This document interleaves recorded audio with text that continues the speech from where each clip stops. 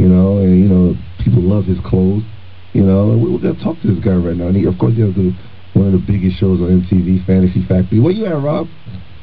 Just living, man.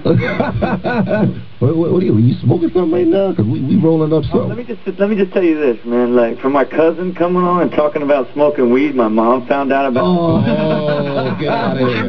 Like, it hit like a Google alert. My mom hit the Google alert. And she's like, I was really disappointed in Chris. Wow.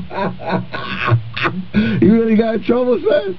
I mean, and I'm like, I told you, Mom. He curses. He smokes pot. Man, you had to dive him out.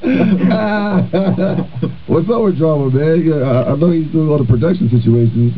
What new record he got coming out? Did he do anything? He's working so hard, man. I mean, his biggest thing is just working with a bunch of different writers that have done a lot of big stuff, you know. Oh, okay. You know, stuff for Jamie Foxx and Chris Brown and all kinds of stuff. So it's just really trying to get that first placement. That's what I'm trying to holler at him now, because, you know, I'm doing my album now. So I want to, like, talk some business with him, man. You know what I mean? You know what I'm saying? Yeah, I'm on some R&B. On some R&B shit right now. Ooh, hell yeah. We'll get, like, some Alicia Keys or, you know. Who's doing R&B now? Isn't Gary Coleman got an R&B album, too? Gary Coleman. I hope Gary Coleman has an R&B album. It'd be hot. It don't even matter what the beats are, no matter what the words are. It'd be hot. You know, one of the albums, like, a lot of people are calling up is your homegirl Chanel. You know, she freestyled the other day online. It was kind of crazy, man. People are thinking that her album's coming out. Is that true? Yeah, I mean, she's just grinding, you know.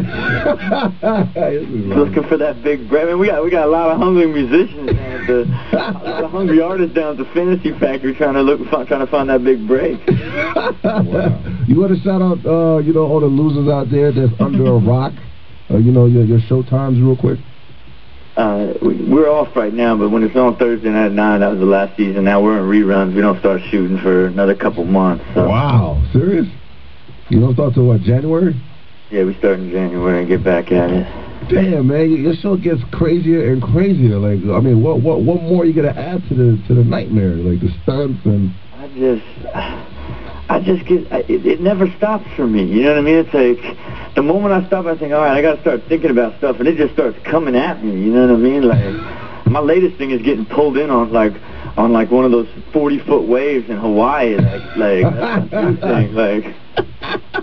And I was gonna wrestle like the Bella Twins, like those WWE divas is one that I'm real on right now. You know? Get the fuck out of here! It's not like you ain't fighting I heard you fighting DMX in a boxing match. Is that true? Oh God! Is that true? I don't even feel like DMX. Like, come on, I mean, wasn't DMX fighting Ja Rule or something? Yeah, I don't know. That would have been TKO, Doc Sam. Yeah. You imagine DMX and Ja Rule?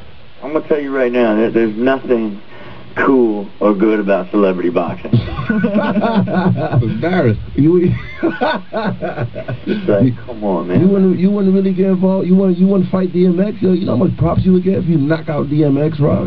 No, don't get me wrong. I don't know if you remember. There was a skater, his name was Simon Woodstock, and they had celebrity boxing like in the early 90s, and he was fighting Sticky from... yeah, he beat him down. Whooped his ass, right? You like, whooped Sticky. Yeah, what? You know, like, because it's like punk little skater kid whooped his ass, straight outboxed him, man. It was like, for all of us, it was like, ah! You know, he didn't think there was a chance he was going to lose.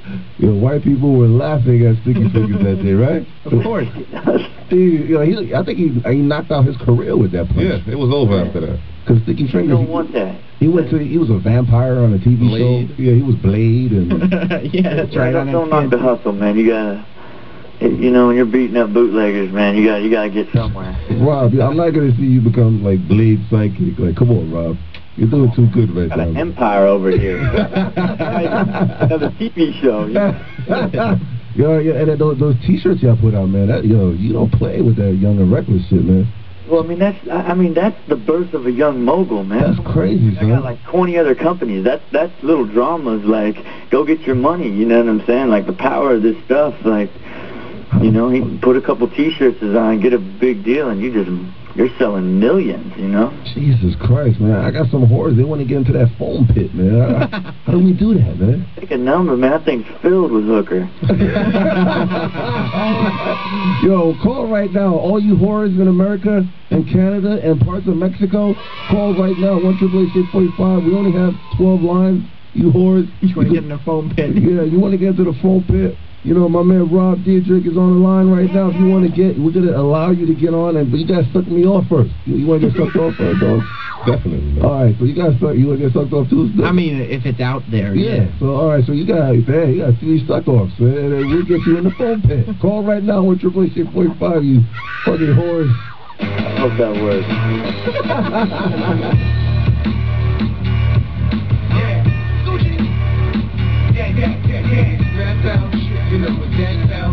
Big, formerly of Robin Big, you've seen his craziness, and now he has Fantasy Factory, man, killing the MTV airwaves, the highest stats, man. Like, Jesus Christ, man, your next season is on point. You already got your money, and a lot of people are calling and wondering, what was your worst accident you ever had in the foam pit?